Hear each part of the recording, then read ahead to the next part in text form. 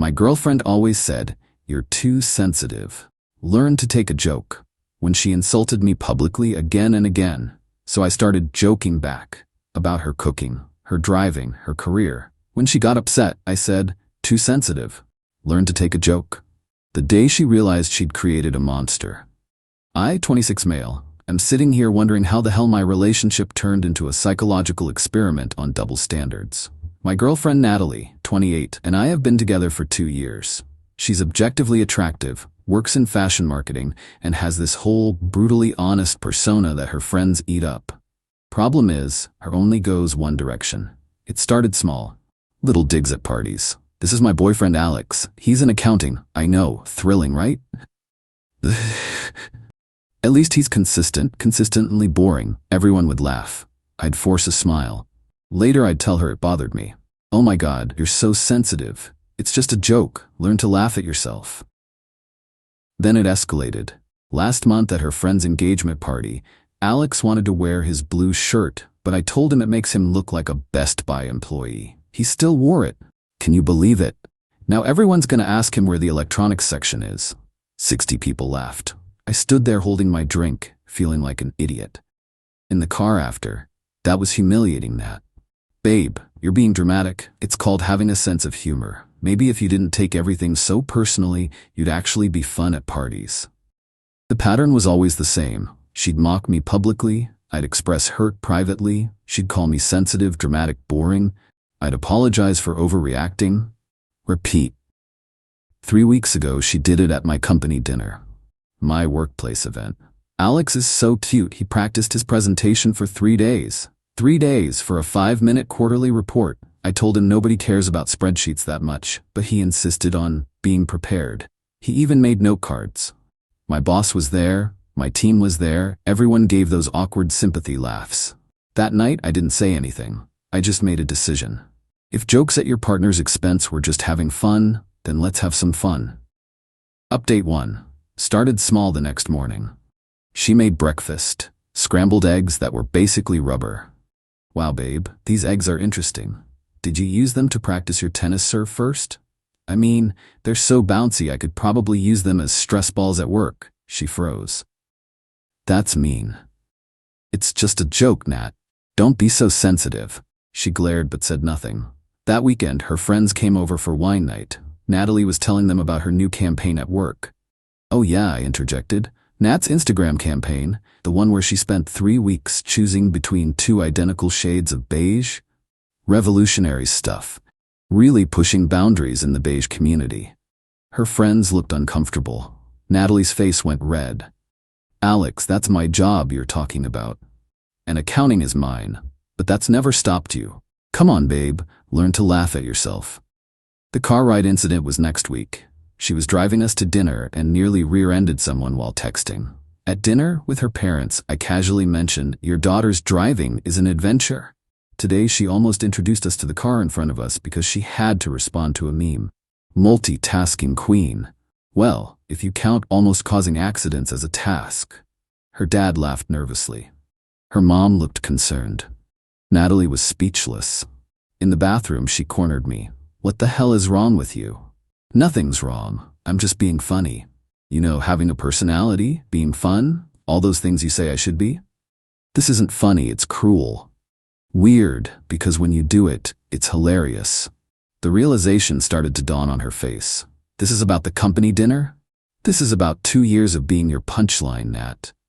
She stormed back to the table. Dinner was awkward. Her parents kept trying to make conversation while we sat in icy silence. Update 2. Natalie tried to have a serious talk that night. "You're being vindictive," she said. "I'm being hilarious," I corrected. "You just need to develop a sense of humor." "This is different." "How?" Because you're doing it to hurt me." "And you were doing it to what exactly? Express your love?" She couldn't answer that. The next few days were tense. She stopped making jokes about me, but she also stopped talking much at all. Then came Friday, her company's cocktail party. She introduced me to her boss, Miranda, a woman she desperately wanted to impress. "This is Alex," she said carefully. "Oh, Alex," I said brightly. "Nat talks about you all the time, Miranda. She does the funniest impression of your morning meetings. Show her, babe. Do the thing where Miranda explains synergy. Natalie went pale. That's not. She's being modest. It's spot on. The voice, the hand gestures, everything. Had the whole apartment dying last Tuesday. Miranda's smile tightened. How interesting. Later, when her coworker complimented her dress, I jumped in. She should look good in it. She spent 4 hours shopping for it. 4 hours. For one dress. I told her, babe, it's not the Met Gala, but you know Nat. She treats every event like it's Fashion Week. The coworker laughed uncomfortably. Natalie excused herself to the bathroom. When she came back, her eyes were red. Happy now? She whispered. I'm having a great time. This is what you wanted, right? For me to be more fun at parties? The ride home was silent until she exploded. You're ruining my reputation. The same way you ruined mine at my company dinner? That was different. People know I joke around. And now they know I do too. Congrats, babe, you got exactly what you asked for. A boyfriend who can take a joke and give it back. Isn't this fun? She started crying. Real tears, not manipulation tears. I didn't realize. Didn't realize what? That being publicly mocked hurts? That being someone's constant punchline is exhausting? That having your partner undermine you in front of people you respect feels like betrayal? She was quiet for a long moment. I thought you knew I didn't mean it. But everyone else didn't know that. They just saw you constantly putting me down for laughs. Update 3. You'd think that conversation would have been the end of it. Nope. Natalie went nuclear. Instead of apologizing or self-reflecting, she decided I was the villain. She called her mom crying, telling her I'd humiliated her in front of her boss. Her mom called me. Alex, Natalie is very upset. This isn't like you. Actually, this is exactly like Natalie. I'm just matching her energy. Did she tell you about the 2 years she spent mocking me publicly? She says those were just little jokes. Would you think it was funny if your husband constantly told people you were boring? Or mocked your career? Or made fun of how you dressed? Silence. Then, maybe you two should consider counseling. Natalie's friend group got involved next. Her best friend Brittany texted, "Hey, Nat says you've been really mean lately. Everything okay?" I responded, "Everything's great. Just developed a sense of humor like Natalie always wanted. Funny how she doesn't like it when the jokes go both ways, though." Brittany, she's really hurt. Yeah, being the butt of jokes hurts. Who knew? Then Natalie tried to flip the script on social media. Posted this long thing about toxic relationships and when someone you love becomes someone you don't recognize, and emotional manipulation.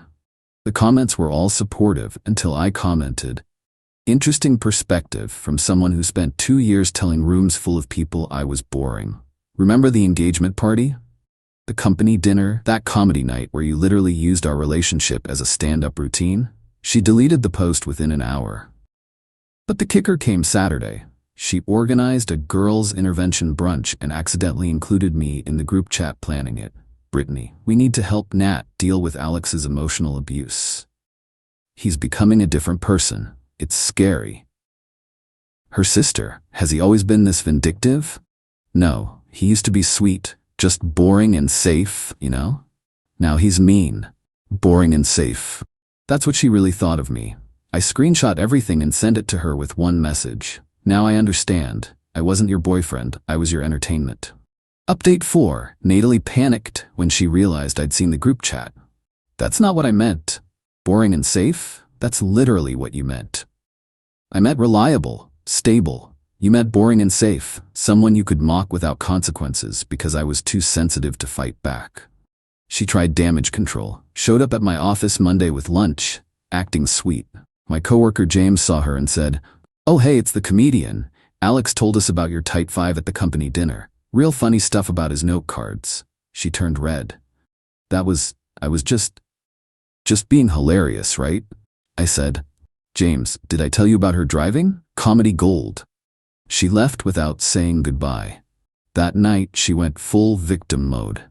Had her mom call me again, "You're being cruel to my daughter." I'm being exactly what she taught me to be. 2 wrongs don't make a right, Alex. You're right.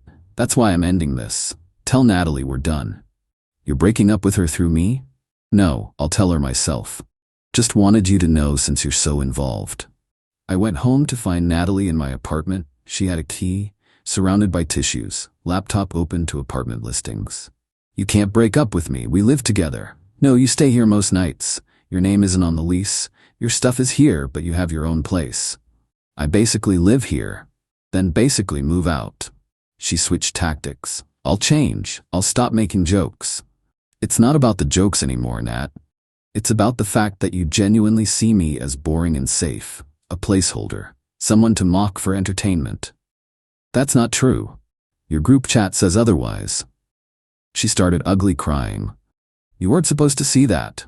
That makes it worse, not better. I love you. You love having someone stable to come home to while you play cool girl for everyone else. You love having someone safe who won't leave when you treat them like garbage. Please, Alex, we can work through this. Work through what? The fact that you spent 2 years publicly humiliating me, or the fact that when I gave you a taste of your own medicine, you immediately painted yourself as a victim? She grabbed her phone. I'll delete everything. I'll apologize publicly. For what? For telling everyone I'm emotionally abusive? Or for finally being honest that you think I'm boring? Final update. It's been 3 weeks since I ended things. The fallout has been educational. Natalie went through the stages. Denial, kept texting like we hadn't broken up. Wanna grab dinner? Miss you, this is silly, come over. Anger, you're a psychopath. I wasted 2 years on you. You manipulated me. I should have listened when people said you were too boring for me. Bargaining, what if I go to therapy? I'll make a public apology. Can we just start over? I'll never joke about you again. Depression. Started posting sad quotes on Instagram. Sometimes the person you take a bullet for is the one behind the trigger. Kind of cringe. Acceptance. Just kidding. She never got there. Instead, she tried to rebrand the whole thing. Told everyone I'd suddenly become abusive and she barely escaped. Posted about surviving emotional manipulation and red flags to watch for. The red flags she listed were hilariously specific. When they can't take a joke but make cruel ones. When they embarrass you in front of your boss. When they turn your friends against you. When they make you feel crazy for having feelings. Girl was literally describing herself. Her friends bought it at first. Brittany even texted me, I hope you get help for your anger issues. I replied, the only thing I'm angry about is wasting 2 years with someone who thought I was a joke. But the truth has a way of coming out. Her coworker Tom, who'd witnessed both her years of mocking me and my recent returns, reached out. Hey man, just wanted to say I get it. She used to make fun of you constantly at work events. The boring boyfriend stuff got old. You just gave her a taste of her own medicine. He wasn't the only one who noticed. My friend Mike's girlfriend told me Natalie had tried to commiserate with her about difficult boyfriends, and she shut it down. I told her, Natalie, you literally spent an entire dinner party making fun of Alex's hobbies. Remember? You called his gaming setup his virgin fortress in front of everyone? Oh yeah, forgot to mention that gem. The last interaction was yesterday. She sent a long email about how I broke her and she can't trust anyone now, and she's in therapy because of my psychological warfare. I responded, Natalie, I treated you exactly how you treated me for 2 years. The only difference is you had to experience it for 3 weeks. If 3 weeks of your own behavior broke you, imagine how I felt after 2 years. Don't contact me again. She forwarded that to her friends as proof of my cruelty. Brittany actually called me. That email was harsh. Which part?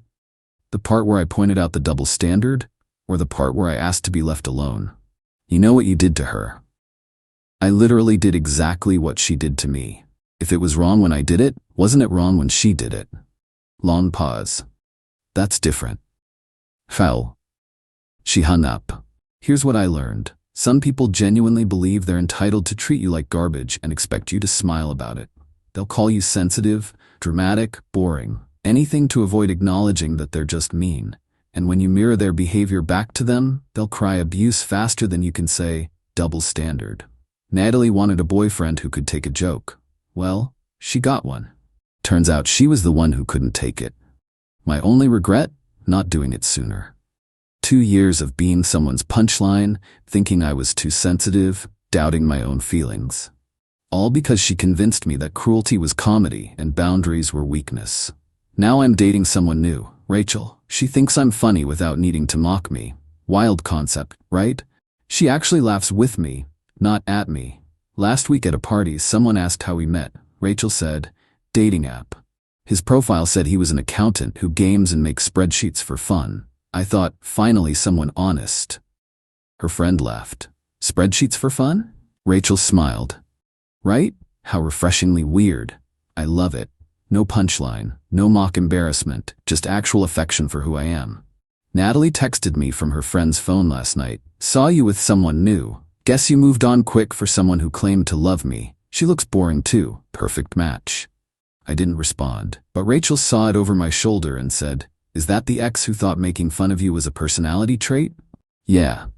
Sad. Imagine being so insecure you have to put down partner for laughs. Exactly. Oh, and the best part? Natalie's new boyfriend apparently broke up with her after 3 months because, wait for it, she kept making jokes about him in public and he couldn't take a joke. Sometimes karma doesn't need any help. It just needs time.